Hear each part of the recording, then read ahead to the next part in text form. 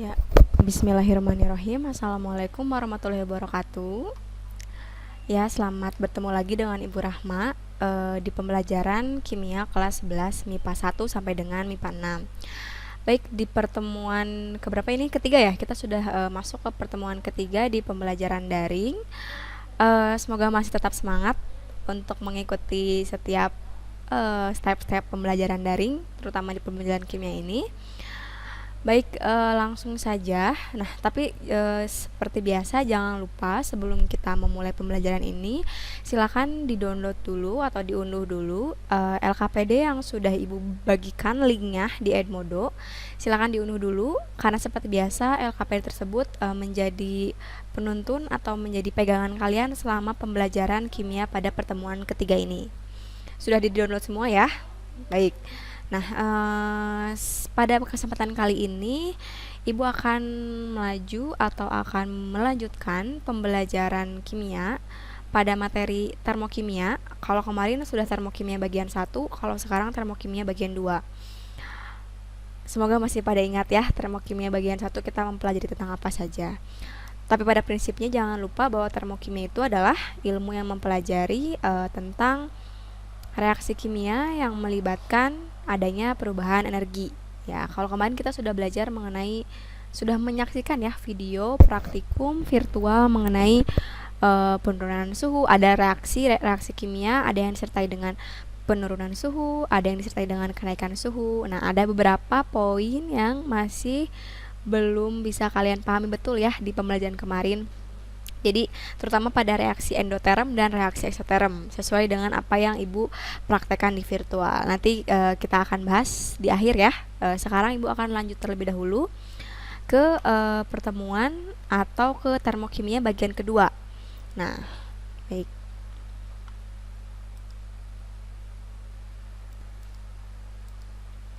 Baik. Nah, di bagian kedua ini, kalau yang di bagian pertama kita belajar mengenai beberapa istilah, beberapa konsep, lalu ada sedikit perhitungan atau sedikit otak-atik dari reaksi di persamaan termokimia. Nah, itu harus kalian pahami betul gitu ya, karena untuk melaju ke pertemuan kedua ini itu harus sangat bisa dikuasai terlebih dahulu gitu. Jadi kalau misalkan dari anak-anak kalian masih ada yang bingung atau masih ada yang belum terlalu paham, silakan tanyakan gitu ya. Tanyakan bisa ke Ibu langsung ataupun kalian bisa mencari sendiri terlebih dahulu. Atau nanya ke teman kalian masing-masing. Untuk yang kurang tepat atau yang masih harus direvisi di pertemuan sebelumnya nanti kita akan bahas di akhir ya. Baik, di termokimia kedua ini apa sih yang akan kita pelajari? Nah, sesuai dengan LKPD yang telah kalian peroleh, ada beberapa bagian. Kalau tidak salah ada 2 bagian. Di bagian pertama itu membahas tentang perubahan entalpi standar atau delta H0. Nah, di sini masih ingat ya dengan kata-kata entalpi? Nah, jadi entalpi itu ya secara mudahnya dia adalah satu energi. Jadi suatu istilah yang menyatakan energi yang terdapat dalam satu reaksi kimia gitu. Apakah bisa dihitung? Masih ingat kemarin? Apakah bisa ditentukan entalpi itu? Tidak. Yang bisa ditentukan adalah perubahannya atau keadaan awal dan keadaan akhirnya saja. Itu yang bisa diketahui ataupun bisa dicari gitu ya. Kalau entalpi yang harga mutlaknya itu sulit untuk ditentukan seperti itu. Nah, ternyata entalpi itu ada beberapa keadaan. Nah, salah satunya adalah keadaan yang standar. Apa artinya standar? Jadi, perubahan entalpi standar itu atau delta H0, ini 0 ya di atas sini, menyatakan perubahan energi yang terjadi pada reaksi kimia di keadaan standar. Nah, standar di sini dinyatakan dalam 1 mol, yang paling utama ya 1 mol, 25 derajat Celcius dan 1 atmosfer. Nah, jadi keadaan-keadaan standar itu ada kategorinya. Nah, untuk perubahan entalpi standar itu kategorinya dia 1 mol. Dan suhu dan tekanannya seperti itu. Baik, bisa dipahami ya. Jadi di sini standar itu artinya dia 1 mol. Ya, baik. Kemudian, nah, apa sajakah itu perubahan entalpi standar? Jadi, perubahan entalpi standar itu ada beberapa jenisnya yang akan Ibu coba bahas hari ini. Baik, nah, Perubahan entalpi standar itu ada, yang pertama ada perubahan entalpi pembentukan standar. Ibu kasih bold ya di situ yang titik beratnya. Pembentukan standar lambangnya itu adalah delta H0F. Di bawahnya ada F di sini ya. Ini kalau secara istilah agar kalian mudah menghafalnya gitu ya. Ini dari asal kata formation atau pembentukan gitu. Kemudian yang kedua ada juga perubahan entalpi penguraian standar. Lambangnya adalah delta H0D. Nah, D di sini dia menyatakan denaturation atau penguraian. Kemudian yang ketiga itu ada perubahan entalpi pembakaran standar atau delta lambangnya adalah delta H0C atau C di sini artinya adalah combustion atau dia pembakaran gitu ya, reaksi pembakaran. Jadi di sini ada 3 jenis perubahan entalpi standar itu, ada pembentukan, penguraian, dan ada pembakaran. Kenapa Bun dibeda-bedakan seperti itu? Karena reaksinya tentu saja beda. Reaksinya beda dan energinya pun juga berbeda-beda. Baik, Ibu lanjutkan. Nah, sekarang Ibu akan coba bahas satu persatu. Untuk yang pertama, perubahan entalpi pembentukan standar atau delta H0F itu apa sih? Nah, dia itu merupakan perubahan entalpi yang disertai dengan dia dibentuk dari unsur-unsur bebas untuk membentuk 1 mol senyawa. Jadi ini kurang lebih yang Ibu taruh di sini itu adalah ciri-cirinya. Ciri-ciri dari entalpi pembentukan perubahan entalpi pembentukan itu adalah dia dibentuk dari unsur-unsur bebas, apanya? Reaksinya, gitu ya. Jadi ini Ibu lengkapi. Jadi di sini reaksinya dibentuk dari unsur-unsur bebas dan reaksinya pun membentuk 1 mol senyawa. Nah, masih ingat kalau 1 mol senyawa berarti nanti patokannya adalah koefisiennya adalah 1. Koefisien reaksinya itu adalah 1. Gitu. Baik, lanjutkan terlebih dahulu. Nah, misalkan ada pernyataan seperti ini. Delta H0F dari H2O atau perubahan entalpi pembentukan standar dari air adalah atau dari H2O adalah minus 285 kJ. Apakah itu artinya? Nah, untuk memahami artinya seperti apa?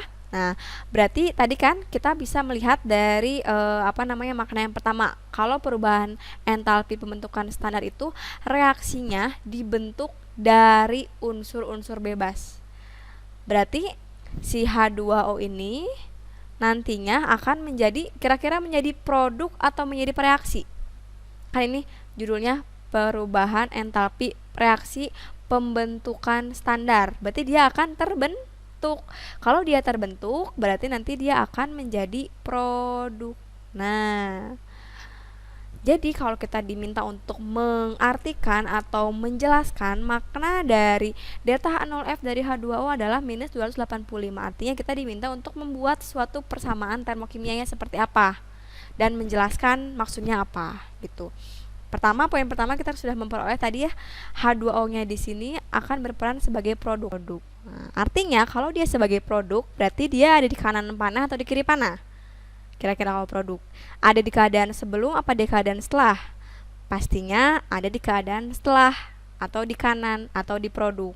Nah, lalu ingat ya untuk pembentukan standar. Kalau standar berarti si H2O di sini harus berapa nilai koefisiennya? 1. Nah, karena 1 boleh dituliskan, boleh tidak dituliskan. Tapi biasanya tidak perlu dituliskan. Nah, yang pertama tadi ya, 1 mol senyawa. Berarti dia harus 1 koefisiennya. Dan dibentuk dari unsur-unsur bebas. Nah, berarti pembentuk H2O itu adalah unsur-unsur bebas lainnya. Ada apa saja di sini? Ada H dan ada O. Nah, jadi dia terbentuk dari H2 dan terbentuk dari O2. Bu, kenapa tidak O saja? Karena tidak ada di alam. Jadi kalau misalkan kita terus ini, bukan apa ini tidak O, seperti ini, H2 tambah O, atau tidak H tambah O. Nah, ini dua-duanya ini kurang tepat karena di alam itu tidak ada ditemukan O yang sendiri seperti ini. Dia pasti berdua dengan O lainnya. H juga tidak mungkin sendiri. Dia pasti akan berdua dengan H lainnya. Seperti itu ya.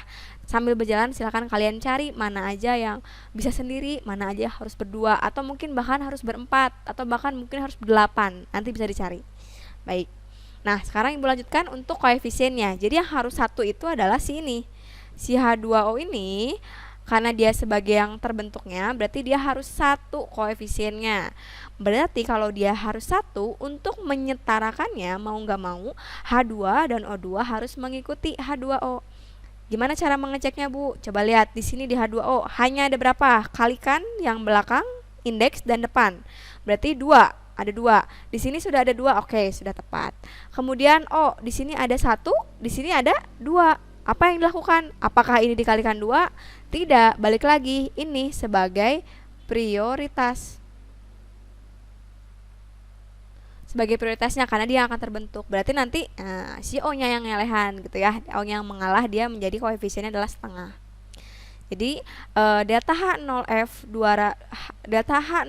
dari H2O adalah minus 285 kJ. Artinya pembentukan 1 mol H2O terbentuk dari 1 mol H2 dan setengah mol O2. Nah, dengan delta H0 sebesar minus 285 kJ. Ada yang masih ingat kalau minus itu artinya apa? Melepas energi atau menerima energi? Atau menyerap energi?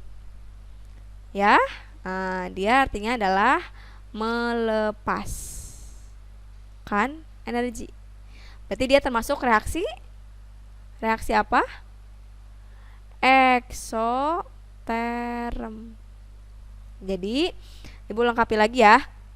Artinya apa lambang seperti ini? Artinya pembentukan 1 mol H2O dibentuk dari 1 mol H2 dan setengah mol O2 melepaskan kalor atau melepaskan energi sebesar 285 kJ. Cukup jelas sampai sini? Ibu rasa sangat cukup jelas. Oleh karena itu Ibu akan melanjutkan terlebih dahulu. Slide selanjutnya. Nah, sekarang yang kedua. Perubahan entalpi penguraian standar. Nah, kalau tadi membentuk senyawa dari unsur-unsur bebasnya, kalau yang penguraian itu adalah menguraikan senyawa menjadi, nih beda perbedaannya ya. Kalau tadi dari unsur-unsurnya, kalau ini menjadi unsur-unsurnya, berarti bisa diprediksi si senyawa tersebut ada di kanan atau di kiri kalau menjadi unsur-unsur bebasnya. Coba kita lihat ya. Dan menguraikan 1 mol senyawa. Berarti yang satu, yang koefisiennya 1 itu adalah si senyawa yang terurainya. Coba kita lihat contohnya. Nah, ini sebetulnya sama seperti yang tadi. Delta H0D dari H2O adalah plus 285 kJ. Apakah artinya? Nah, berarti prinsipnya lagi, kalau penguraian standar ini berarti dia menguraikan senyawanya menjadi unsur bebasnya. Apakah senyawa yang ada di sini yang disebutkan adalah H2O? Menjadi, kira-kira dia ada di kiri atau di kanan? Sebelum atau setelah? Reaksi atau produk? Coba kita cek. Nah, dia adalah suatu reaksi atau dia di keadaan sebelum. H2O menjadi H2 dan O2 atau unsur-unsur bebasnya itu adalah H2 dan O2. Siapa yang harus 1 mol kalau sekarang? Ya tetap si senyawanya. Siapa senyawanya? H2O. Berarti dia koefisiennya harus 1 karena dia 1 mol. Berarti di sini 1, berarti sisanya adalah mengikuti. Nah, seperti ini. Berarti delta H-nya adalah plus 285. Ingat kata-kata angka lambang plus di sini artinya dia menyerap kalor. Menyerap kalor sebesar 285 kJ atau dia bisa dikategorikan sebagai reaksi endoterm. Berarti artinya delta H0D H2O adalah sama dengan plus 285 kJ. Artinya untuk menguraikan 1 mol H2O menjadi 1 mol H2 dan setengah mol O2 menyerap atau memerlukan kalor sebesar 285 kJ. Baik, ini kebalikan dari yang tadi ya, dari yang pembentukan. Selanjutnya adalah perubahan entalpi pembakaran standar atau ΔH0C. Nah, kalau ini agak beda sedikit. Kalau di sini maknanya adalah mereaksikan 1 mol senyawa dengan O2. Nah, biasanya jadi di sini tidak selalu ya. Tidak selalu menghasilkan CO2 dan H2O, tapi dia biasanya. Dan dia dianggap pembakaran sempurna.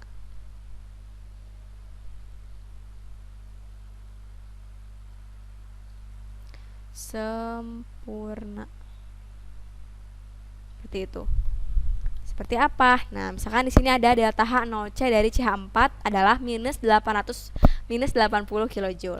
Apakah artinya? Nah, berarti si senyawanya tersebut harus 1 mol. Jadi si ininya dia sudah pasti ada di pereaksi ya.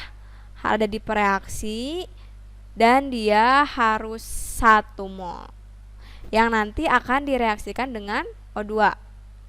Nah, CH4 ditambah O2 atau oksigen akan menghasilkan CO2 dan H2O.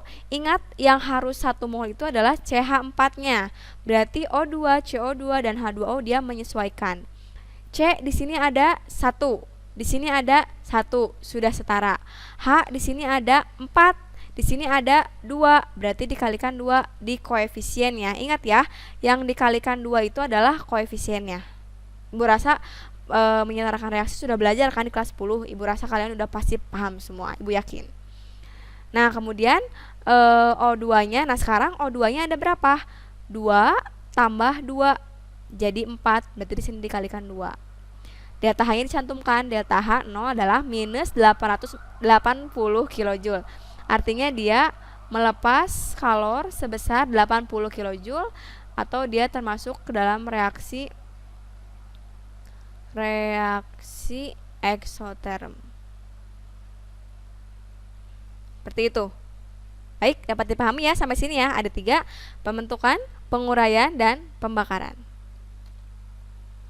Nah, selanjutnya Ibu akan lanjut ke bagian kedua. Nah, ini memerlukan, menurut Ibu pribadi ya, ini memerlukan konsentrasi yang sangat-sangat sangat-sangat pol gitu ya. Kenapa? Karena ini materi di sub ini dia merupakan materi yang menguras pikiran gitu ya, terutama untuk yang IPA, untuk yang kurang suka dengan perhitungan, dan tapi juga menjadi tantangan sendiri untuk yang suka dengan hitungan. Kenapa? Karena menurut Ibu pribadi di pembelajaran kimia kelas 2, kelas 11 maksud Ibu, materi ini tuh merupakan materi yang memang menguras kepala kalian gitu, karena banyak perhitungan terutama di sini. Jadi Ibu harap kalian bisa fokus, dan Ibu pun juga akan memberikan penjelasan yang cukup dimengerti oleh kalian, akan mengusahakan untuk memberikan penjelasan yang cukup dimengerti oleh kalian dan tidak akan memberikan yang sulit ya. Ibu akan coba yang mudah terlebih dahulu. Baik, nah di bagian kedua ini kita akan melakukan atau kita akan membahas mengenai bagaimana sih cara penentuan perubahan entalpi. Nah, kan tadi Ibu sudah bilang di awal ya, atau di awal pertemuan termokimia yang pertama, entalpi itu tidak dapat ditentukan berapa nilai mutlaknya, tapi dia dapat ditentukan, dapat diukur, dapat dihitung perubahannya, awal dan akhirnya.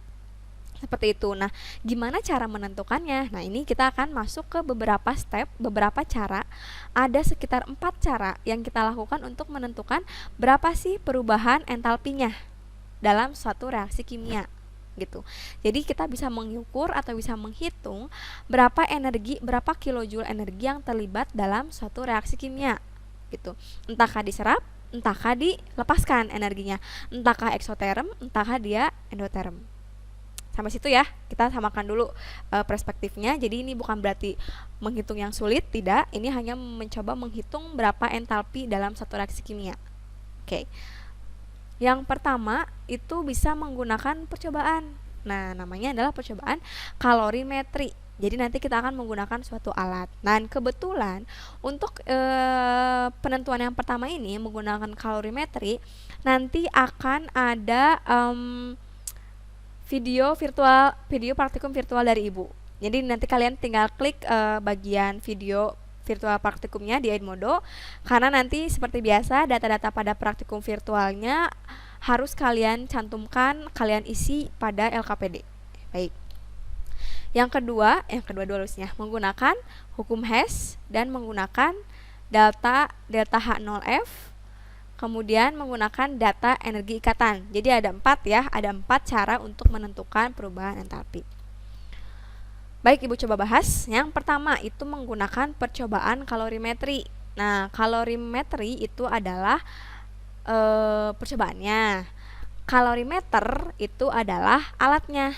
Jadi si jenis percobaan yang namanya kalorimetri, alatnya adalah kalorimeter. Nah, dia adalah alat yang digunakan untuk mengukur panas reaksi. Kalian bisa saksikan di video percobaan virtual ya. Di sana Ibu sudah mencantumkan bagaimana alatnya, bahan-bahan dan alatnya apa saja. Silahkan dicek. Nah, tapi pada prinsipnya si kalorimetri ini dia menggunakan prinsip asas Black. Masih ingat ya waktu SMP di pelajaran fisika kalau tidak salah ya, ada asas Black itu biasanya dia berkaitan dengan kalor. Jadi kalau Ibu bisa ulas kembali sedikit ya mengenai asas Black itu adalah kalor yang dilepas akan sama dengan kalor yang diserap akan sama dengan kalor yang dilepas selama reaksi berlangsung. Jadi kalau misalkan kita di sini punya Q serap itu akan sama dengan Q lepas. Itu maksudnya. Jadi yang diserap akan sama dengan yang dilepaskan. Nah, silakan nanti kalian ikuti ya video praktikumnya, karena nanti akan banyak data-data yang harus kalian cantumkan di sana dan pemaparan yang akan kalian peroleh dari sana juga. Nah, hanya di sini Ibu akan menjelaskan beberapa rumus ya. Oke, kurang lebih mungkin kalian ada yang suka rumus, tapi ini bisa memudahkan kalian untuk bagaimana cara menentukan perubahan entalpi atau bagaimana cara menentukan energi yang terlibat dalam suatu reaksi kimia. Nah, jadi nanti di sini Ibu kasih rumus ya, ini kurang lebih dari data-data percobaan yang telah kalian dapatkan dari hasil percobaan virtual yang sudah Ibu lakukan. Pada prinsipnya, goal utamanya, tujuannya adalah kita ini. Dalam praktikum virtual tersebut, tujuannya itu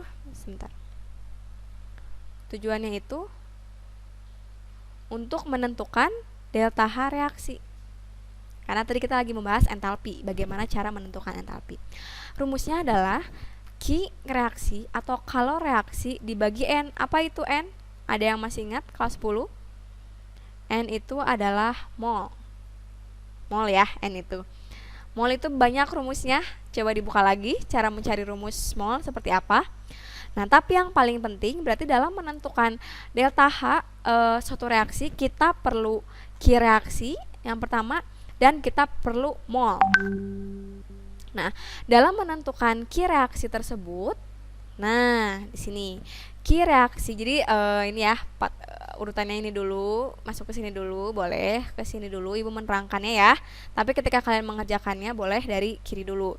Kemudian ini yang ketiga, Q reaksi itu adalah Q larutan. Apa itu Q larutan? Nah, Q larutan itu rumusnya adalah MC kali delta T. Kalau waktu SMP Q macet ya, cara cepat menghafalnya. M itu adalah massa. Ini dari massa total larutan. Kemudian C itu adalah kalor jenis air. Delta T itu adalah perubahan suhu. Biasanya suhu akhir dikurangi suhu awal. Seperti itu. Ya, ini pengantar dulu sebelum kalian nanti ataupun setelah kalian menyaksikan video praktikum virtual yang setelah Ibu buat. Nah, silakan nanti dilihat videonya dan dikerjakan juga pada LKPD-nya. Semoga berhasil ya. Baik, selanjutnya Ibu akan masuk nih yang kedua mengenai penentuan delta H reaksi menggunakan hukum Hess. Apa itu hukum Hess?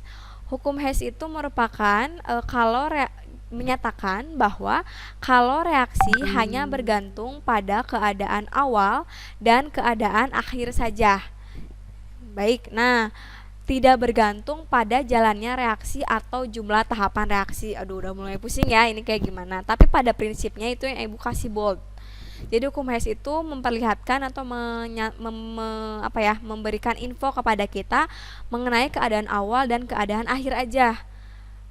Tidak perlu tuh yang awal, yang prosesnya itu dilihat seperti itu.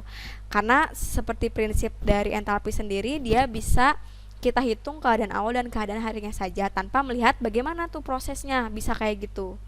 Seperti itu. Nah, misalkan langsung aja ya ke contoh soal. Diketahui ini ada berapa reaksi? Coba kita perhatikan. Ada 2 ya. Ini reaksi yang pertama, ini reaksi yang kedua. Reaksi yang pertama itu C solid ditambah setengah O2 menjadi CO. Nilai delta H-nya adalah sekian. Yang kedua, CO ditambah setengah O2 menghasilkan CO2. Nilai delta H-nya adalah sekian. Ini kedua reaksi yang sangat berbeda ya, walaupun kelihatannya Bu ini kayak sama, ada C ada O ada C ada O.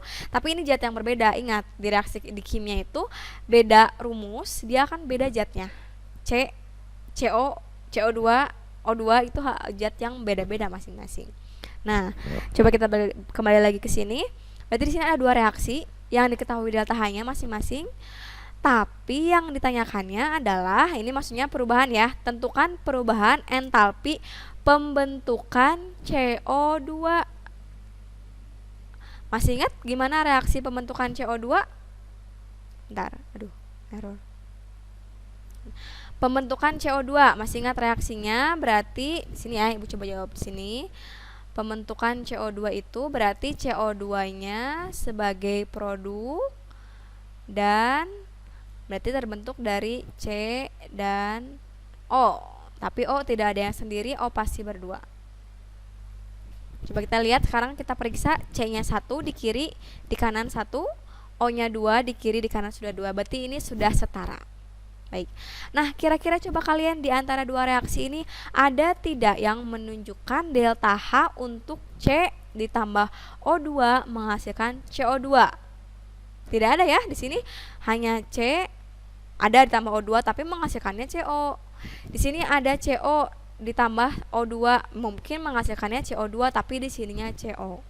Nah, bagaimanakah yang harus kita lakukan? Nah, kita menggunakan prinsip hukum Hess untuk menentukan delta H-nya. Jadi ini tuh belum tahu kita berapa delta H-nya. Energinya tuh berapa, kita nggak tahu.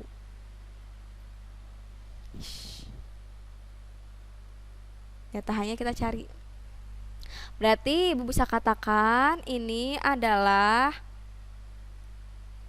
target reaksi. Nah, kita tuh akan mencari ini. Nah, dengan menggunakan hukum Hess, kita bisa mengotak-atik reaksi di sini sehingga kita bisa memperoleh reaksi sesuai target kita masing-masing. Nah, gimana Bu caranya? Begini. Kan target kita itu C ditambah O2 menghasilkan CO2. Oke, secara sederhana, kita ingin C itu di kiri atau di kanan posisinya? Di kiri. Sekarang kita lihat di sini, di antara 2 reaksi ini, mana yang ada reaksi yang melibatkan C dan dia di kiri? Reaksi yang pertama ya. Nah, dan koefisiennya harus sama juga, 1, dan kita juga perlu 1 di sini. Baik, berarti untuk reaksi yang pertama dia tetap. Tidak perlu kita balik kali bagi, seperti itu. Kemudian, nah untuk O2 kita terakhirkan karena O2 di reaksi pertama dan di reaksi yang kedua juga ada. Nah, sekarang kita ke produknya yang dihasilkannya. CO2 ingin di kanan panah dan jumlahnya adalah 1. Tadi ya, kalau ini C-nya pengen di kiri dan koefisiennya 1. Kalau CO2 pengennya di kanan dan koefisiennya 1. Kita coba cari di antara 2 reaksi ini yang ada CO2. Oh, ini reaksi kedua. Berarti dia juga tetap.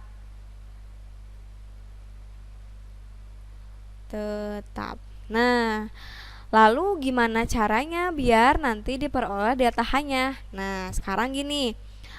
Prinsipnya dalam hukum Hess, kalau di kiri ada dan di kanan ada dengan jumlah yang sama, bisa saling menghilangkan.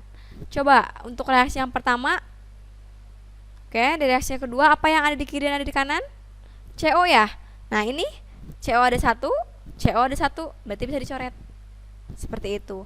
Kemudian kalau di kiri ada, dijumlahkan. Berarti dari reaksi ini kita dapatkan kesimpulan sisanya ya, ada C ditambah setengah O2.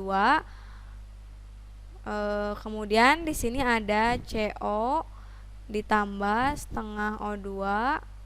Bentar ya, Ibu coba bikin dulu. Ini CO, ini CO2. Nah, berarti kita bisa jumlahkan karena ini ada. Nah, sekarang C turunkan. O2 setengah tambah setengah berarti 1, menghasilkan CO2. Nah, berarti yang kita lakukan terhadap delta H-nya itu adalah min 111 kita jumlahkan dengan min 283. Berarti delta H dari reaksi target itu adalah 49.394 kilojoule. Sudah, seperti ini jawabannya. Mudah ya? Baik. Coba nanti dikerjakan dulu latihan soalnya, oke? Sampai sini bisa dipahami ya, Ibu harap bisa dipahami. Kemudian, nah ini ya siklus Hess-nya ya. Ini silakan coba kalian pelajari. Jadi untuk reaksi yang tadi itu kan ada 2 reaksi ya. Reaksi yang pertama tuh kan bener, tadi yang kita kerjakan itu hasilnya adalah minus 394 dan betul minus 394. Jadi untuk reaksi yang pertama tadi, jadi kalau kita gambarkan kurang lebih seperti ini.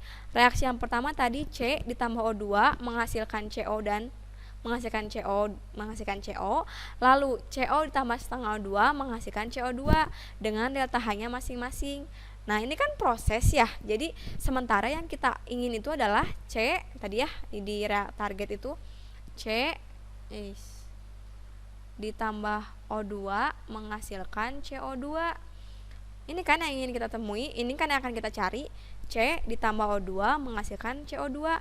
Kita inginnya dari sini ke sini. Kita nggak usah sebetulnya melihat ini reaksinya seperti itu, tapi kita bisa menjumlahkan ini semua gitu. Jadi kan sebetulnya reaksi dari sini ke sini itu jalan panjangnya seperti ini. Dengan siklus Hess kita bisa mencari jalan yang lebih singkat dengan mengoperasikan delta H jalan pertama dan delta H jalan kedua. Seperti itu ya. Baik. Nah, kemudian yang sekarang adalah yang cara ketiga, menggunakan data apa tadi, delta H0F itu?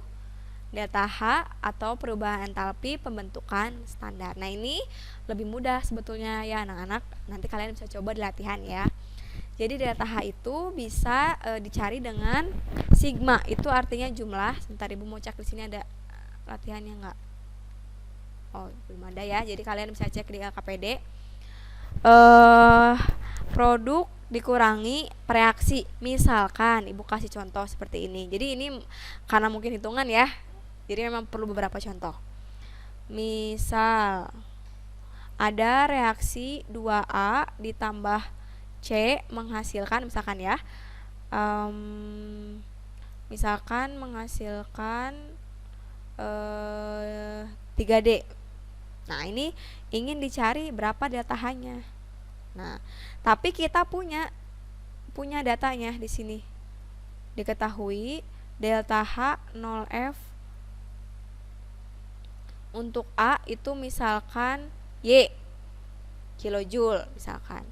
Delta H 0F untuk C itu adalah X kilojoule. Delta H 0F untuk D itu adalah Z kilojoule. Misalkan seperti itu ya. Nah, berapakah? Ini kan masing-masing ya punya delta H, ini A punya, C punya, D punya. Mana yang dinamakan produk? Produk itu yang di kanan. Ini. Mana yang dikarenakan reaksi? Reaksi itu adalah yang di kanan. Berarti untuk kita menentukan ini, delta H reaksi target ini, berarti produk dikurangi reaksi. Berarti kita memerlukan untuk mencari delta H-nya itu adalah D ya di sini. Nah, tapi jangan lupa kita cantumkan di sini koefisien. Dan sama di sini juga kita cantumkan koefisien sebagai pengkalinya. Oke, produknya 3 ya, berarti 3 kali delta H0F-nya punya D. Ada lagi tidak di kanan? Tidak ada. Berarti sekarang ke reaksi dikurangi. Itu artinya sigma ya. Oh, bentar, ibu takut salah. Ini maksudnya itu adalah jumlah atau sigma. Ini juga sama ya, cuman nanti harus dikalikan dengan koefisiennya. Kemudian di kiri ada 2 dikali delta H0F dari A ditambah 1 dikali delta H0F dari C. Berarti delta H untuk reaksi ini adalah 3 dikali yang D itu Z. Dikalikan aja ya. Nanti mah bisa pasti akan berbentuk angka. Yang di LKPD kalian itu berbentuk angka. Dikalikan 2 dikali Y ditambah 1 dikali X. Nah, berarti deltanya itu adalah 3Z dikurangi 2Y dikurangi X kilojoule. Seperti itu. Jadi untuk lebih mudahnya bisa produk dikurangi reaksi, bisa juga kanan dikurangi kiri. Kenapa kanan Bu? Karena produk biasanya ada di kanan panah dan reaksi ada di kiri panah. Baik? Jadi pahami ya untuk ini ya. Tinggal mengkalikan delta H0F beserta dengan koefisiennya. Dijumlahkan lalu dikurangi dengan yang di kiri. Seperti itu. Terakhir, kalau tadi menggunakan data perubahan entalpi pembentukan, kalau sekarang menggunakan data energi ikatan. Nah, ini agak lumayan juga ya. Nah, energi ikatan itu adalah energi atau kalori yang diperlukan untuk memutuskan 1 mol ikatan dari 1 molekul dalam wujud gas. Sudah belajar ikatan kimia ya sebelumnya. Nah, ini untuk mencari datanya itu adalah sigma energi ikatan yang di reaktan atau reaksi dikurangi sigma energi ikatan yang produk. Kita langsung ke contoh saja ya. Misal, contoh soalnya misalkan seperti ini. Diketahui reaksi CH4 ditambah O2 misalkan ya menghasilkan CO2 dan H2O. Jadi di sini 2, di sini 2. Seperti itu. Nah, diketahui data energi ikatannya. Nah, jadi sebetulnya seperti ini anak-anak. Jadi untuk menentukan delta H itu tergantung dari apa yang diketahui. Kalau tadi yang pertama kalorimeter, kalau ada data-data untuk kalorimeter berarti menggunakan kalorimeter. Kemudian menggunakan hukum Hess. Kalau ada data-data yang berhubungan dengan hukum Hess berarti menggunakan hukum Hess. Kemudian kalau ada data energi data H0F atau perubahan entalpi pembentukan standar berarti pakai data itu. Nah, sekarang kalau diketahuinya bukan data kalorimeter, bukan data hukum Hess, dan bukan data perubahan entalpi pembentukan standar, tapi misalkan yang diketahuinya adalah seperti ini. Misalkan diketahui energi ikatan C dan H itu adalah misalkan A kilojoule ya. Kemudian O rangkap O itu adalah B kilojoule misalkan. Kemudian C rangkap O itu adalah C kilojoule. Ibu ini yang mudah aja ya. Kemudian ikatan H dan O adalah D kilojoule. Nah, berarti berapakah delta H? Jadi kan target kita sebalik lagi menentukan delta H dari reaksi ini menggunakan data energi ikatan yang telah diketahui. Nah, bagaimana caranya ya Bu ya? Nah, sebetulnya ini lebih baik atau lebih bagusnya kita membuat dulu strukturnya biar pasti gitu. Ikatannya mana saja, ada berapa. CH4, ingat ya di hidrokarbon. C itu pasti tangannya ada 4. Nah, kebetulan di sini CH4 berarti apa? Masih ingat? Meta. Nah, ya, ini metana ditambah jangan lupa koefisien ini cantumkan 2O2. Nah, ingat di kelas 10 O itu adalah PeB-nya 6. Elektron valensinya 6. Berarti dia biar jadi 8 harus minta 2. Jadi makanya ada ikatan rangkap di sini. Nah, seperti ini. Jadi nanti di sini ikatan rangkap. Menjadi CO2 sama C juga. Dia ikatan rangkap ketika berikatan dengan O. Ditambah 2H2O. Nah, seperti ini. Berarti kita sudah punya di sini ya CH4 C ikatan C dan H ada 1, 2, 3, 4. Oke, kita taruh datanya di sini. 4CH. Berarti 4 dikalikan A. Itu ya. Kemudian O, rangkap O ada 2. Berarti 2 dikalikan B. Ini untuk data yang di reaktan atau di kiri atau pereaksi. Kita simpan dulu. Sekarang kita cek yang kanan atau produk. Seperti itu ya. C rangkap O-nya ada 1, 2. Berarti 2 C rangkap O. Berapa nilainya? 2 dikalikan C. Kemudian H O-nya ada 1, 2. Berarti 2H ikatan H dan O. Sama dengan 2 dikali D. Sudah. Jadi kita jumlahkan di sini. Berarti di sini di kiri itu ada 4A tambah 2B, di kanan panah ada 2C ditambah 2D. Jadi delta H-nya adalah kiri dikurangi kanan atau pereaktan dikurangi produk. Berarti 4A ditambah 2B dikurangi produknya 2C ditambah 2D. Berarti 4A ditambah 2B min 2C min 2D kilojoule. Nah, ini angkanya nanti akan ada angka ya ketika di latihan atau ketika di aslinya. Ini hanya Ibu untuk memudahkan saja biar tidak perlu menggunakan kalkulator. Baik, sampai sini untuk pembelajaran termokimia bagian kedua. Silakan dikerjakan LKPD-nya. Seperti biasa Ibu selalu mengatakan kalau misalkan ada yang belum dipahami silakan tanyakan. Boleh langsung ke Ibu, boleh kalian cari dulu sendiri, boleh kalian tanya ke teman, tapi ingat jangan sampai mengcopy jawaban temannya atau bahkan tidak diganti namanya ya. Jangan mengcopy seperti itu. Lebih baik kalian bertanya ke Ibu lalu kalian mengerjakan sesuai kemampuan kalian daripada kalian mengcopy paste kerjaan teman kalian. Baik. Cukup sekian mungkin ya, Ibu rasa sangat cukup untuk hari ini. Jangan lupa dilengkapi LKPD-nya. Pertemuan selanjutnya nanti kita akan PTS. Nanti Ibu akan memberikan bahan-bahan PTS-nya apa saja yang jelas dari awal pertemuan sampai sini bahannya ya secara garis besarnya. Untuk tugas-tugas sudah beberapa yang Ibu periksa.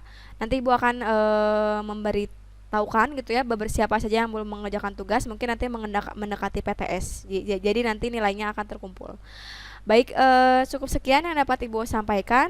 Sampai ketemu lagi di pembelajaran kimia di pertemuan keempat berarti ya setelah UTS nanti. Sehat selalu, jaga kesehatan, dan semoga kalian tetap semangat menjalani pembelajaran jarak jauh seperti ini. Akhirul kalam, mohon maaf atas segala kesalahan. Assalamualaikum warahmatullahi wabarakatuh.